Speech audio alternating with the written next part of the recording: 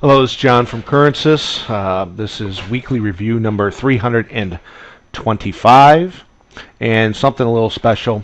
You know, one of the most asked questions that I get is what do I look for in a trade? How do I look for trade setups? What makes a signal better than another signal, etc. Well, this week on the 12th, we had the euro pairs, and we're going to go over the euro yen, pound yen, New Zealand yen, dollar yen, Audi yen, and CAD yen. But we're only going to look at one particular setup for the week. And this I want you to concentrate on, understand what we're talking about, and how to notice and act upon the signals once they are given. Now, as you see, each one of these is a euro dollar, the pound dollar, New Zealand dollar, dollar yen, Audi yen, and CAD yen, all on the 12th. We have all of the pairs firing off a signal just after close on the 12th. We have a black, a black, a black, a gray, the least probable trade, a black, and a black. All six of these trades all fired on basically the same candle or within one candle of each other. And this is what I'm talking about. Most of them, except for the pound yen, fired off on the exact same candle after this downward spike. All six of them. This one on the same candle, this one on the same candle, this one, and this one. The pound yen led the force upward. But anyway, every single one of these trades was a winner.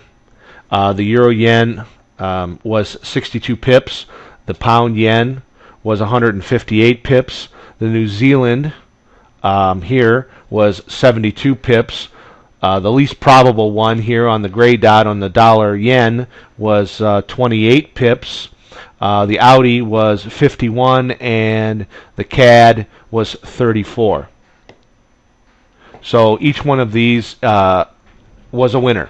Now this is a perfect example of a great setup, and also each one had a dot, was the dot exit. Here we have a red, here we have a black, here we have a black, although I have it set for super dots. These are actually black dots. So a black dot here, black dot here, black dot here. All of them exiting on a dot in the opposite direction. All lasting 1, 2, 3, 4, 5, 6, 7, 8, 9, 10, 11, 12, 13, 14 candles each, except for the pound yen, which lasted 13 candles. But each one of these trades, this is the kind of stuff that I look at. I often tell people in our morning webinars to look at correlation.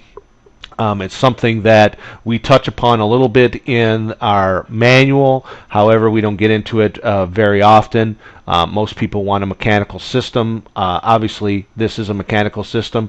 And if you would have just played it by mechanics, here you go. Here is 6 trades, 6 pairs, all firing off basically at the same time, all being winners.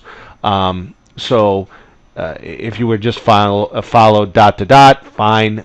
This is what you would have, potentially have received out of this. But if you want additional confirmation of trades, here's where I'm talking about correlation. Obviously, these are all correlated pairs, all firing off within one candle of each other.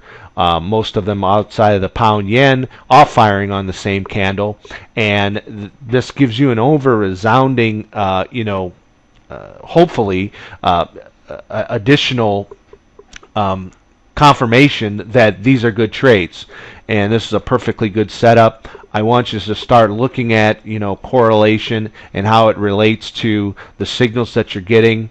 This is something, like I said, that we go over in our weekly webinars. Every morning from 5 to noon. And these are tremendous setups. And I want to show you that, even on pairs that maybe you don't necessarily look at. I personally look at the euro and the pound more than I do the rest of them, also the dollar yen. But even if I saw just on those three pairs, all dots, all going in the same direction, that's a time where you do not need to think. You shouldn't think. You see it, you react to it, and you place the trade.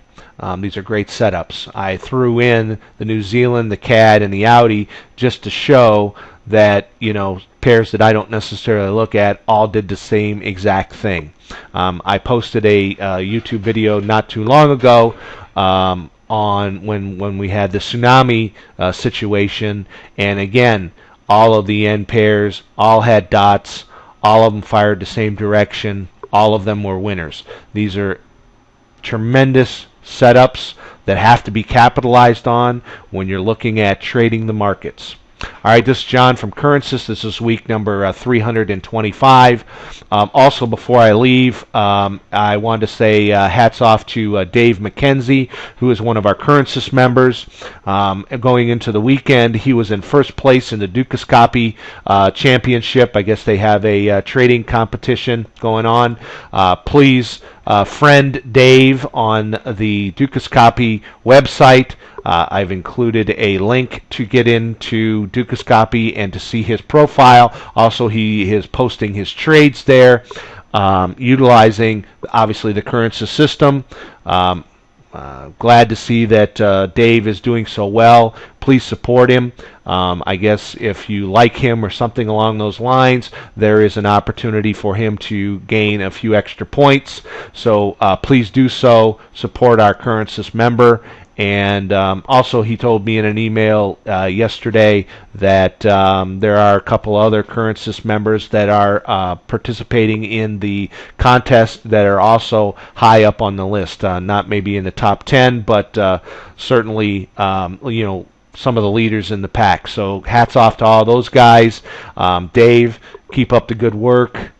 Rock it out, and thank you very much. And again, this was week number 325. Next week, we're going to be going over most of our normal pairs again, but I thought it was very important to show this particular setup since I get questions like this all the time, and how I would trade it and what I look for. And here's a great example.